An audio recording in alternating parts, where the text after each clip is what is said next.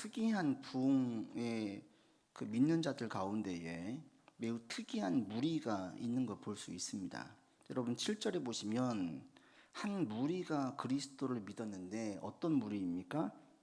제사장의 무리가 예수님을 믿게 되었다라고 얘기하고 있어요. 근데 이 제사장의 무리가 유대인들 입장에서 볼 때 이게 어떤 느낌이냐면 우리 그리스도인들 우리 입장에서 볼 때 목사님이나 장로님들이 신천지로 가는 거와 똑같은 느낌이에요. 지금 가장 큰 이단이 우리나라에서 하나님의 교회이고 신천지인데 일단의 목사님들이 또 일단의 장로님들이 신천지로 가는 거예요. 하나님의 교회로 가는 거예요. 유대인들 입장에서 볼 때는 그러한 정서예요. 우리가 볼 때 깜짝 놀랄 만한 일이잖아요. 유대인들이 볼 때는 그런 느낌이에요. 이단이라고 느꼈던 예수교 그리스도인들인데 제사장들, 그 당시에 말하면 우리로 말하면 목사님이나 장로님급에 속하는 분들이 그리스도인이 된 거예요. 그러니까 이게 예루살렘 내에서 얼마나 충격적이겠습니까? 이때의 유대인들 이 예루살렘에 그 신약 주석가인 예레미야스에 의하면 제사장이 몇 명쯤 있었냐면 8,000명 정도 있었대요. 그중 가운데에서 일단의 무리가 그리스도인이 됐어요. 이게 유대인 사회에 미쳐진 파급이 얼마나 크겠어요. 우리 가운데에 이상한 데도 아니야. 정통 교단의 목사님들과 장로님들이 수십 명이 신천지로 갔어요. 그럼 어떤 느낌이겠어요? 이단에 빠졌네라고 생각할 수도 있지만 그분들이 볼 때 정상적으로 여겼던 건강한 신실한 그리스도인이냐로 여겼던 분들이 볼 때에는 신천지가 이단이 아닌가? 하나님의 교회가 이단이 아닌가? 라는 생각도 할 수 있지 않겠습니까? 그래서 유대인들이 볼 때에 제사장의 무리가 그리스도인이 되었다는 것은 매우 민감한 문제예요. 왜 제사장들이 예수님을 믿게 되었을까? 주석책을 보니까 여러 가지 이유가 있는데 그 중에 한 가지가 뭐냐면 이들의 어려운 생활과 직결된다는 거예요. 당시의 제사장들의 생활이 얼마나 어려웠냐면 심지어 제사장들 가운데에 굶어 죽는 사례도 있었다고 해요. 제사장들은 1년에 유대인이 3대 절기가 있는데 3대 절기와 다양한 절기들을 합치면 1년에 한 달 내지 2달 정도 제사를 드려요. 거기에서 나오는 헌금과 수입물을 가지고 유대인들이 생활을 하는 거예요. 나머지 10개월, 11개월은 수입이 없어요. 그러니까 유대인들 제사장들 가운데에서 다른 직업을 잡아서 생계를 유지하거나 이게 안 되는 분들은 심지어 굶어 죽는 사례까지 있었다라는 거예요.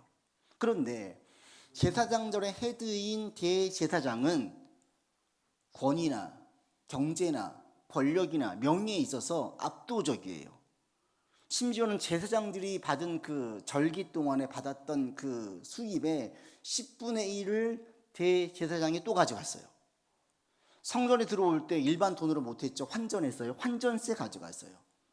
그 다음에 성전 내에서 이방인의 뜰에서 동물들을 대신 팔았는데 자릿세 받아갔겠죠. 거기 나오는 모든 수입원이 대제사장에게로 가는 거예요. 사내들은 공예 회원들 70명에서 72명으로 구성되어지는 이들은 매우 기득권층이고 많은 부유를 가지고 있는 반면에 8,000명의 일반 제사장들은 삶은 너무 곤고했어요. 각계전투예요. 자기가 알아서 능력껏 사는 거예요. 그런데 그들이 볼 때 그리스도인들은 생명력이 있어요. 막 교회에 자기 땅을 팔아서 내놓고 이걸로 가난한 사람들을 먹게 하고 구제하고 병이 낫고 귀신이 쫓겨나가고 이런 일들이 막 일어나니까 제사장들이 여기에 관심을 가진 거예요. 그러면서 그 복음을 듣고 믿음을 가진 자들, 오늘 본문 7절에 보시면 이 도에 복종했다고 했는데 이 도라는 게 믿음이거든요. 믿음을 받아들이는 거예요. 그리고 이것이 유대인 사회에 미치는 파급은 엄청나겠죠. 제사장들이 볼 때에 유대교가 정말 건강하가 좋다면 자신들이 굶어 죽거나 힘들 일이 없는 거예요. 그리고 이렇게 가질 수 있는 근거가 뭐냐면 민수기에 보면 소금 언약이라는 게 있습니다. 하나님께서 대제사장을 처음 세운 다음에 아론과 그의 아들들 그리고 제사장들에게 약속하셨어요. 내가 너희들을 책임지겠다. 이 제사에서 나오는 모든 성물들로 너희를 먹이면서 끝까지 책임지겠다라고 말씀하셨고, 레위인들에게는 가나안 땅에 들어갈 때 땅도 주지 않았어요. 너희는 내 거다. 내가 책임질게. 이게 소금 언약이에요. 소금이 변하지 않는 것처럼 이 언약은 변하지 않는다. 그래서 레위인들 실제로 모세 시대에 다 먹였어요. 12지파가 제사를 드려서 다 먹여 살면서 이들로 하여금 오직 제사에만 올인할 수 있도록 그렇게 했었어요. 그런데 점점 시간이 흘러가면서 유대인들이 변질되어지고 부패하면서 제사가 그들 가운데에 전혀 힘을, 레위인들을 먹여 살릴 수 없는 상황이 된 거예요. 이미 민수기에서 모세를 통해서 약속해 주셨는데 이 하나님 말씀 변함이 없어요. 이 말씀 능력이 있어요. 실질적으로 문제가 안 되는데 누가 문제예요? 사람들이 문제인 거예요. 그래서 이 말씀이 실현이 안 되는 거예요. 제사장들 가운데에서 굶어 죽거나 힘들고 어려운 이들이 많았는데 그들 가운데 그리스도인들을 볼 때에 유대교회에서는 신앙에 대한 회의를 느꼈는데 그리스도인들을 볼 때에 도전을 받는 거예요. 그러면서 일단의 무리가 예수를 믿게 됐어요. 이들 가운데 왜 이런 일이 생겼을까? 하나님 말씀 변함이 없는데 왜 제사장들이 빈궁한 삶을 살게 될까? 주님께서 분명히 민수기에서 말씀해 주셨어요. 그럼 말씀대로 되어야 되잖아요. 왜 안 될까? 말씀에 문제가 있는 게 아니라 그 말씀을 듣는 사람들, 따르는 사람들에게 문제가 있는 거죠. 모세 때, 여호수아 때, 다윗 때 레위인들은 먹는 거 걱정 안 했어요. 근데 그 이후에는 그 이외의 왕들과 시대에는 대부분 다 곤고해서 자기 스스로 능력껏 살아야만 됐어요. 차이가 뭐겠습니까? 다윗, 모세, 여호수아 전부 다 여호와 앞에 신실한 자들이에요. 하나님 말씀을 귀히 여기는 자들이에요. 리더들이 하나님 말씀을 귀히 여기고 따를 때에는 말씀이 그대로 성취되어져요. 그런데 리더들이 여호와의 말씀을 존중하지 않고 따르지 않을 때, 형식만 남을 때에는 말씀이 능력이 사라져요. 그래서 모세가 실질적으로 이스라엘 출애굽 2세대 백성들에게 설교하는 신명기에 보면 이렇게 얘기합니다. 너희는 마음의 할례를 행하고 다시는 목을 곧게 하지 마라. 육신의 할례, 하나님의 언약의 징표를 몸에 받았으니까 이걸로 안심하지 말고 마음의 할례를 해라. 그래서 하나님의 자녀라는 것을, 약속을 중시하는 이 말씀을 마음에 새기면서 살아야 되지, 내 몸으로 언약의 징표를 받았으니까 이걸로 안주하지 마라. 경고했어요. 염려했어요. 그런데 아니나 다를까 정말 여호수아 이후에 이들은 형식만 남았고, 우리한테 이런 사인이 있으니까 괜찮아, 형식만 남았고 마음으로는 전혀 따르지 않아요. 제사는 계속 드렸어요. 신약 시대까지 제사를 드렸어요. 그러나 그들 가운데 말씀의 능력은 다 사라졌어요. 말씀의 능력이 사라졌다는 게 무엇을 의미하냐면 하나님의 살아계심이 안 보이는 거예요. 신앙생활하는 게 아니라 종교인인 거예요. 신앙이라는 게 뭐냐면 신뢰하고 복종하는 걸 말해요. 하나님을 신뢰하고 하나님께 복종해야 되는데 이들이 하나님은 없어요. 제사의 형식만 남았어요. 형식만 남으면 그들 가운데 말씀이 실현되지 않습니다. 하나님의 살아계심이 드러나지 않습니다. 오늘날도 마찬가지입니다. 예배를 드릴 때 형식이 뭐예요? 나 교회 와서 도장 찍는 거예요. 교회 와서 마음은 콩밭에가 있어요. 다른 데 마음이 있어요. 그러면 이런 사람들은 마음에는 없죠. 몸은 나와 있지만, 형식은 있지만 마음에는 신앙이 없는 거예요. 이렇게 생활하는 사람들 가운데에는 그 말씀이, 하나님의 말씀이 그의 삶에서 역사하지 않아요. 하나님의 살아계심이 증명되지 않아요. 드러나지 않아요. 그런데 예배를 드릴 때마다 하나님을 신뢰하는 마음이 커지고 말씀을 청종하고 그 말씀에 복종하게 되어지는 사람들, 그런 사람들의 삶에는 말씀이 살아있어요. 말씀이 역사예요. 하나님의 살아계심을 보게 되어지고 주변이 알게 되어져요. 그리고 그 사람 영향력 아래에 있는 사람들도 전부 다 똑같이 말씀이 살아있음을 보게 만들어줘요. 저는 여러분들이 종교 생활을 하지 않고 신앙생활을 하기를 바랍니다. 여러분, 예배의 자리에 앉아있는 이 형식에 만족하지 않기를 바랍니다. 믿음은 형식이 중요한 게 아니라 우리의 마음이 중요해요. 믿는다라는 게 뭐냐면, 자꾸 여러분들 가운데 성경을 많이 아는 것을 내가 믿음이 더 좋아졌다고 생각하시는 분들이 있는데, 이건 믿음 좋은 거와 상관이 없어요. 믿음이 좋은 것은 아는 것과 이해하는 것을 그치는 것을 의미하지 않습니다. 아무리 많이 알아도 믿음이 자라지 않을 수가 있어요. 믿음은 뭐와 똑같냐면 반복해서 계속 몸에 익히는 거예요. 우리 운동할 때 몸에 익히는 거와 똑같이. 그런데 제가 보니까 행동보다 더 중요하게 익혀야 될 게 뭐냐면 우리의 사고예요. 우리의 믿음의 시각이에요. 여러분, 행동, 생각과 우리의 그 상황을 보는 해석의 눈이 믿음의 눈으로 여러분 가운데 자꾸 볼 줄 아는 그 안목을 키워가길 바랍니다. 사고도요, 우리 몸의 습관처럼 어느 사고도 습관이에요. 내가 부정적인 생각을 계속 키워나가면 어떤 일이 터질 때 자꾸 부정적인 생각만 늘어나요. 누군가 통화하는 통화가 안 돼요. 드는 생각이 혹시 무슨 사고가 났나? 저 사람이 나를 싫어하나? 이렇게 생각되어진 사람들은 내 안에 나도 모르게 부정적인 생각들이 많이 있는 사람이에요. 그냥 전화를 안 받으면 바쁜가 보다. 어떤 일이 있나 보다. 그 사람 입장에서 생각하면 이럴 수가 있는데 늘 불안, 걱정, 염려의 말을 들었던 사람들은 대부분 이제 부모에게 영향을 많이 받거든요. 들었던 사람들은 누군가 전화가 안 되면 걱정부터 하시는 분이 있어요. 또는 저 사람이 나를 싫어하나? 이런 생각을 하시는 분들이 있어요. 근데 이게 신앙에도 그대로 영향을 미쳐요. 그래서 이것 때문에 자꾸 걸리시는 분들이 있어요. 이것도 훈련을 해야 되는 거예요. 믿음의 훈련. 보는 사고의 훈련을 해나가야 되는 거예요. 그러니까 신앙생활 할 때 몸으로만 하는 게 아니라 사실은 더 중요한 게 사고예요, 사고. 12명의 사람들이 가나안 땅 정탐을 하고 온 다음에 10명의 보고와 2명의 보고가 완전히 달랐어요. 똑같은 경험을 했고요. 똑같은 것을 보고 왔고요. 하나님의 어떤 존재인지를 똑같이 느꼈어요. 그런데 10명은 현실에 대해서 매우 부정적인 보고를 했고요. 2명은 믿음의 보고를 했어요. 똑같이 봤는데 그 본 것에 대한 해석과 시각이 완전히 달랐어요. 그래서 제가 가만 보니까 믿음이라는 것은 뭐냐면 여러분 자연스럽게 우리의 사고가 하나님 안에서 해석되어지는 걸 훈련하는 거예요. 이게 믿음이에요. 어떤 분들은 하나님을 빼고 생각하시는 분들이 있어요. 이건 믿음이 아니에요.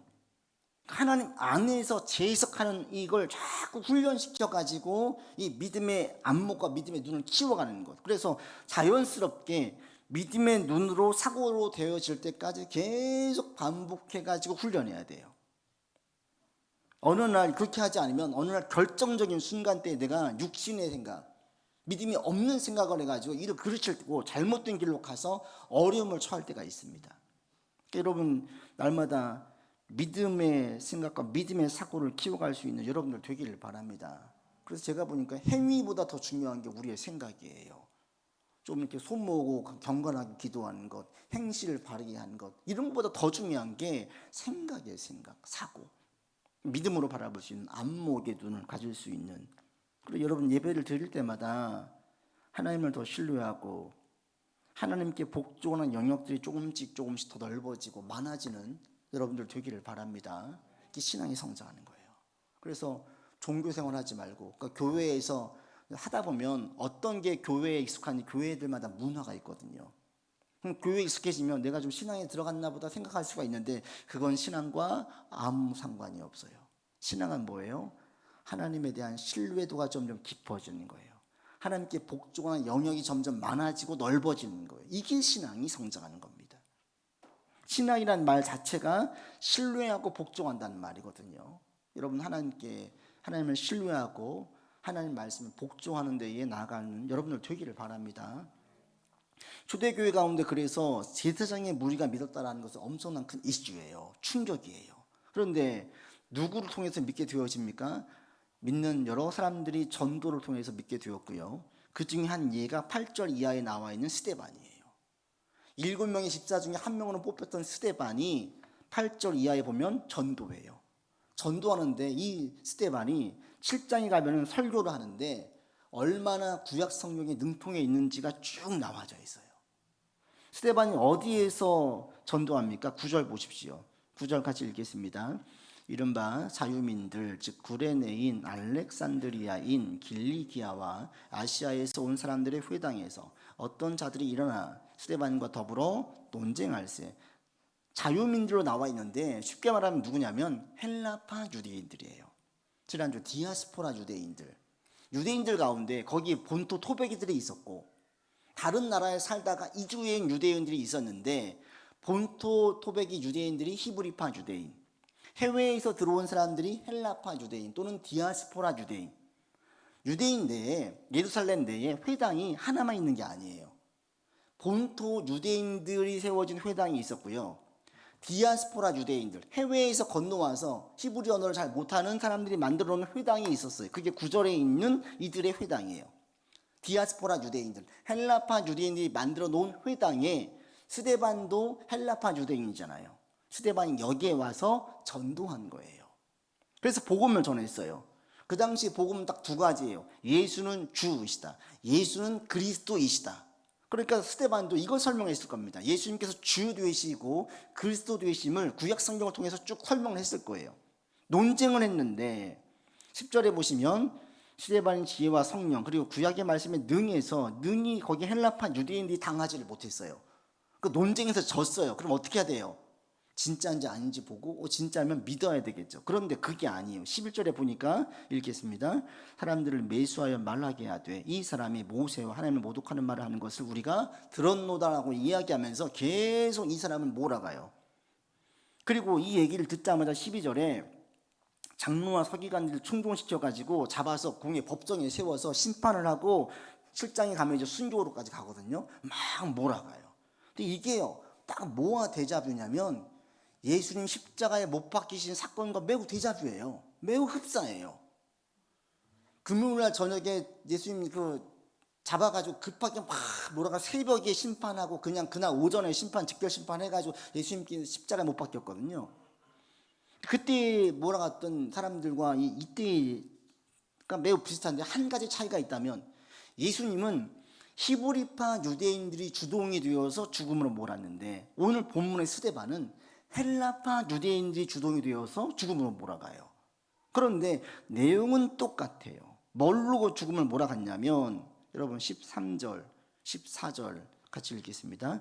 거짓 증인들을 세우니 이르되 이 사람이 이 거룩한 곳과 율법을 거슬러 말하기를 맞지 아니하는도다. 그의 말에 이 나사렛 예수가 이곳을 헐고 또 모세가 우리에게 전하여 준 규례를 고치겠다 함을 우리가 들었노라라고 이야기하면서 거짓 증인을 세웠어요. 어떻게 막 몰아갔냐면 두 가지인데 한 가지는 거룩한 곳 예루살렘 성전을 무시했다. 또 한 가지 율법을 거슬러서 이야기했다. 그런데 이게 예수님을 신문했던 거짓 증언했던 내용과 똑같은 거예요.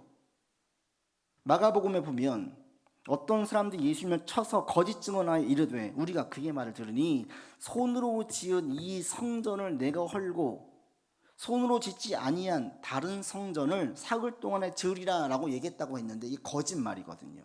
예수님께서 뭐라고 말씀하셨냐면 너희가 이 성전을 헐라 내가 사흘 동안에 일으키리라 말씀하셨어요. 성전을 다시 짓겠다고 하신 게 아니에요. 그게 곧 부활하실 예수님에 대한 예고의 말씀이었음을 알게 되었죠. 성전을 헐면 내가 거기에 다시 지을게라고 예수님 말씀하신 적이 없는데 그렇게 거짓말을 몰아가지고 예수님 십자가에 못 박았어요. 오늘 본문도 마찬가지예요. 스데반을 이렇게 몰아가지고 죽이려고 해요. 그런데 유대인들에게 예루살렘 성전은요 건들면 안 되는 거예요. 이거는 영리인 것 같아요. 이건 절대예요. 성전이라는 게 그들 가운데는 절대예요. 절대. 성전이 이들 가운데 미치는 영향은 얼마나 어마어마했냐면 이들의 실제 경제적인 부분과 매우 직결되어져 있었습니다. 예루살렘에 살고 있는 사람들에게 성전의 의미는 자기 돈과 직결되어져 있어요. 자기 수입과 직결되어져 있어요.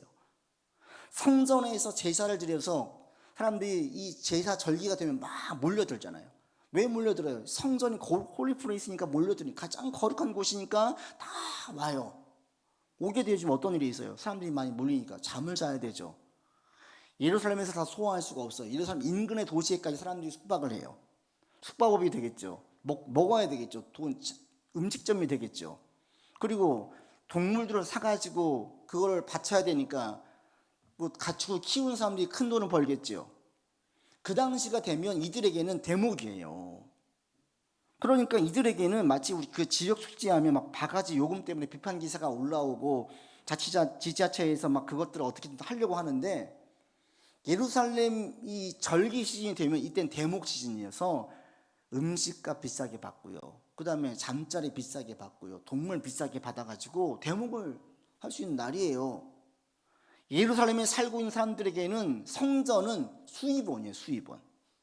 그래서 성전이 이걸 절대가 상대로 만들고 이거 아니야라고 얘기하면 거기 살고 있는 모든 예루살렘 사람들에게는 아주 예민하고 민감하게 반응할 수밖에 없어요. 지금 그렇게 몰아가는 거예요. 그래서 스데반을 죽음으로까지 가요. 여기서 우리가 한 가지 알 수 있는 게 있어요. 진짜 신앙을 가지고 있는 사람과 형식을 중요한 사람의 가장 큰 차이 중에 한 가지가 뭐냐면, 신앙을 가진 사람들은 진리를 가장 중요하게 여겨요. 옳고 그른지를 따져요. 그런데 형식을 중요하게 여기는 사람들은 가장 중요하게 여기는 게 뭐냐면 자기 이익이에요. 내 이익에 손해가 되어지면 못 견뎌요. 설교를 들을 때, 말씀을 볼 때에도 형식을 중요하게 여기는 사람들은 나한테 이익이 되면은 따를 용의가 있고요, 내게 손해가 오면은 안 들어요. 반면에 하나님의 말씀에 집중하고 진짜 복종하고 순종하려고 하는 사람들은 말씀 자체에 집중해요. 내게 이익이 되는지 안 되는지는 중요하지 않아요. 이게 첫 번째가 아니에요. 그래서 여러분들이 이렇게 나갈 수 있기를 바랍니다. 말씀을 들을 때 이게 나한테 도움되는지 안 되는지, 내 이익이 되는지 안 되는지, 이게 돈을 벌 수 있게 만드는지, 어떤 신앙생활을 할 때 이것이 내 인기와 평판에 플러스가 되는지 안 되는지, 이게 중요한 게 아니라 하나님의 말씀이라면 무조건 이해할 수 있는 전 여러분들 되기를 바랍니다. 하나님은 우리 아버지시기 때문에. 이게 왜 중요하냐면, 하나님을 진짜 아버지로 여긴 사람들은 이렇게 나아가요. 이렇게 나아가도 내 이해관계와 맞물리면 온전히 순종하기가 어려운 게 우리예요. 내가 순종하려고 할 때 이거 잘했다가 내가 오해받을 수 있어, 내가 욕먹겠어, 쉽게 합니까? 2번, 3번 고민하는 거예요. 이거 괜히 내가 하는 거 아닌가? 말씀에 순종하는 게 내게 손해가 돼요. 쉽게 순종이 됩니까? 쉽게 안 돼요. 말씀만 보고 순종하려고 해도 이해관계가 맞물리면 순종하는 게 어려운데, 이해관계를 먼저 따지면 더더욱 순종하기 어렵죠. 그러니까 그런 사람 속에는 하나님의 역사가 없어요. 근데 이게 우리의 신앙과 매우 직결됩니다. 여러분 한번 생각을 해보세요. 부모가 자녀에게 뭔가를 시키면 자녀는 그냥 하죠. 왜 해요? 아빠가 시키니까, 엄마가 시키니까 해요. 그런데 모르는 아저씨가 갑자기 나한테 뭔가를 시키면 해요? 안 하죠. 쳐다보죠. 누구야? 왜 그래? 그리고 그 말을 따져보죠. 저 말을 듣는 게 나한테 이익인지 손해인지를 따져서 해요. 부모님이 시킬 때에는 이익을 안 따져요. 하기 싫어도 엄마가 하래, 아빠가 하래, 그냥 해요. 남이 시키면 저가 누구인지, 내게 이익인지 손해인지를 따져본 다음에 할지 말지를 결정해요. 하나님이 아버지인 사람들은 하나님이 시키면 그냥 먼저 해요. 하나님이 옆집 아저씨인 사람들은 얘기를 들을 때, 말씀을 들을 때 따져봐요. 내게 이익이 되는지 손해가 되는지. 그래서 이게 믿음의 차이가 있는 거예요. 하나님과의 관계가, 내 아버지인 사람들은 무조건 말씀을 먼저 듣고요, 이게 친구이거나 남인 사람에게는 하나님이 이해관계를 먼저 따지는 거예요. 결국 이 부분이 믿음과 직결되는 것입니다. 하나님을 아버지로 여러분 고백하신다면 말씀 자체에 온전히 순종하고 따를 수 있는 여러분들 되기를 바랍니다. 그러면 하나님은 선하시고 좋으신 분이기 때문에 분명 우리에게 좋게 해주세요. 지금 설령 그 순종이 내게 어려움을 주고 불편을 주고 손해를 주는 것 같아도 절대 손해나 불편과 어려움은 끝나지 않습니다. 이걸 반드시 하나님께서는 좋은 길로 가게 만들어 주십니다. 그래서 여러분, 하나님 앞에 하나님을 아버지로 고백을 하고 하나님의 말씀을 무조건 이해할 수 있는 전 여러분을 되기를 바랍니다. 그게 이익이 되는지 손해가 되는지 그 다음 문제예요. 따르다가 내가 손해가 될 것 같은데 그래도 하셨으면, 말씀하신 거라면 하는 거예요. 바로 그런 사람들 속에서 하나님께서 역사하세요. 여러분들, 그래서 하나님 말씀을 더욱더 신뢰하고 복종하는 여러분들 되기를 바랍니다. 그래서 어떤 말씀을 드릴 때 내게 은혜가 됐어요, 힘이 됐어요, 도전이 됐어요, 위로가 됐어요, 소망이 됐어요, 그 말씀 붙잡아요. 내 생각, 삶의 현실의 상황 이것들을 따르지 말고 일단 이거 붙잡아요. 이걸 가지고 이 말씀에 의지해서 견디고 버티고 소망을 품고 그리고 생각을 고쳐 먹고 자꾸 이렇게 하다 보면 이런 자의 삶에서 하나님의 말씀이 실현되어지고 그 약속의 말씀이 성취되는 것을 보게 되어져요. 그러면 그 사람을 보고 있으면 하나님의 살아계심을 알게 되어지고 살아계심을 보이는 거예요. 그래서 여러분 가운데 이런 일들이 일어나기를 바랍니다. 여기 있는 유대인들은 왜 이들이 다 죽이려고 그랬어요? 믿음이 없는 거예요. 진짜 신앙을 가진 자들이 아니라 형식만 중요하게 여겼기 때문에 예루살렘을 상대화시킬 때 못 견디는 거예요. 예루살렘은 절대가 되어야 돼요. 왜? 그래야 내가 수익을 얻을 수 있으니까. 그런데 예수님을 볼 때도 마찬가지였어요. 예수님을 신앙을 가지고 하나님을 진짜 믿었던 사람들은 니고데모 같은 경우 밤 남물에 찾아오잖아요. 예수님께 찾아봐요. 그러나 신앙이 아닌 형식만 남았던 사람들은 목수 출신이 뭐 하면서 무시하고 어떻게든 자기 이익에 손해가 되니까 예수님을 죽이려고 했었어요. 지금 시대반도 똑같아요. 형식만 중요하게 여긴 사람들은 내 이익에 손해가 되어지면 진리인지 아닌지는 중요하지 않아요. 그냥 죽여요. 근데 그게 죄로 가는 것이고 그게 악을 저지르는 거지. 하나님을 여러분 이 시간 아버지로 고백하십시오. 네, 아버지. 그리고 아버지가 말씀하신 거면 무조건 우리 가운데 예만 있어요. 성경 말씀에서 내게 도전되어지고 힘이 되어지고 위로가 되는 말씀이 있으면 딱 붙잡으세요. 내게 주신 말씀으로. 그리고 그 말씀에 무조건 순종해 보세요.